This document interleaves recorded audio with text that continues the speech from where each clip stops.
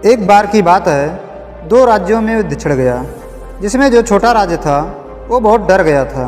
और डरता भी क्यों नहीं, क्योंकि उसका राज्य बहुत छोटा था और उसके पास सैनिक भी दूसरे राज्य की तुलना में बहुत कम था। उस राजा के सभी सैनिक बहुत डरे हुए थे। वे पहले से ही हार मान चुके थे।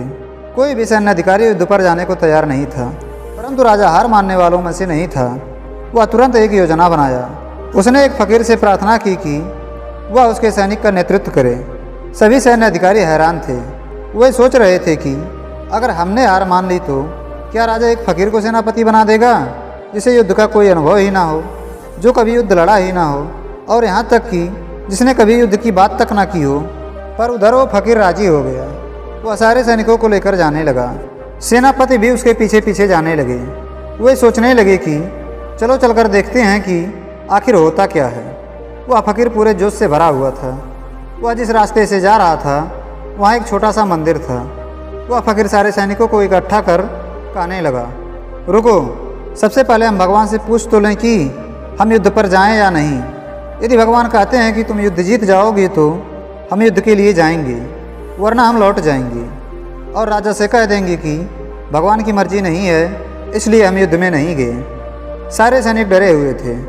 वे इस बात को तुरंत मान गए।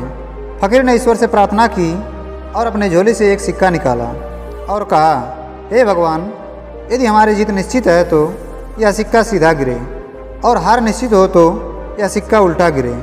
इतना कहकर वह सिक्के को हवा में उछाला। इतने में वह सिक्का हवा में नाचता हुआ सीधा उसके हाथ में गिरा। सीधा सिक्के को देख वह फकीर पूरे जोश के साथ सैनिकों से कहने लगा, यह ईश्वर की मर्जी है कि तुम युद्ध लड़ो। अब तुम्हारी जीत निश्चित है। ईश्वर का आशीर्वाद तुम्हारे साथ है। इसके बाद सारे सैनिक पूरे जोश से भर गए। वह पूरी आत्मविश्वास के साथ युद्ध लड़ने चल दिए और उस सैनिकों को युद्ध में पराजित कर दिए जो उनसे आकार में बहुत बड़े थे। युद्ध जीतने के बाद वे सब वापस आने लगे। वे सैनिक फिर से उस मंदिर के पास पहुँचे जहाँ उन्होंने भगवान से आशीर्वाद लिए थे। तब फकीर ने कहा, ठहरो, जिस ईश्वर ने हमें जीत का आशीर्वाद दिया था, कम से कम उसका धन्यवाद तो कर दें। तब सारे सैनिक ईश्वर का धन्यवाद किए। फिर फकीर ने कहा, अब कम से कम इस सिक्के को तो देख लो जिसने हमारी जीत का फैसला किया था। फकीर ने सिक्का निकाला और सैनिकों को दिखाया। सिक्का दोनों तरफ से सीधा था, उसमें कोई उल्टा भाग था ही नहीं। उसे तो हर हाल में सीधा ही गिरना था। तब फकीर ने कहा, सैनिकों, अब तुम खुद को धन्यवाद दो। ना तो तुम्हें भगवान ने जिताया है और ना ही इस सिक्के ने। तुम्हें जिताया है तो सिर्फ तुम्हारे अंदर के आत्मविश्वास ने। तुम जीत की आशा से भर गए थे, इसलिए तुम युद्ध जीते। तुम निश्चित रूप से इस युद्ध को हार जाते, क्योंकि तुम हार के डर से भरे हुए थे। तुम निराश थे।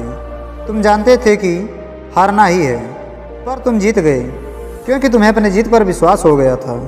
दोस्तों, जीवन में सफलता इस बात पर निर्भर करती है कि हम जीत की आशा से भरे हुए हैं या फिर हार के डर से भरे हुए हैं। इसलिए कभी डरना मत, कभी हार मत मानना। अपने ऊपर भरोसा रखना, क्योंकि आत्मविश्वास की ताकत ही असली ताकत होती है।